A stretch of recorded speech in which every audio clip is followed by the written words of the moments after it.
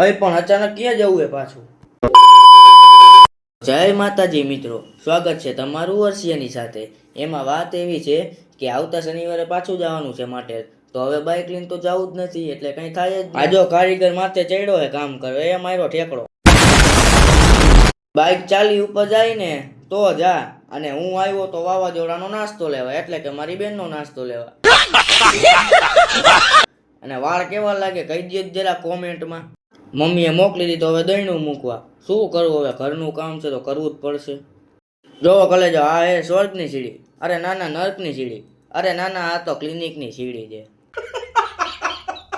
તો મિત્રો હવે તૈયાર રહેજો હો, થોડાક જ દિવસમાં એક મસ્તીની ટ્રીપ મારવાની છે, મસ્તીની જગ્યા એક.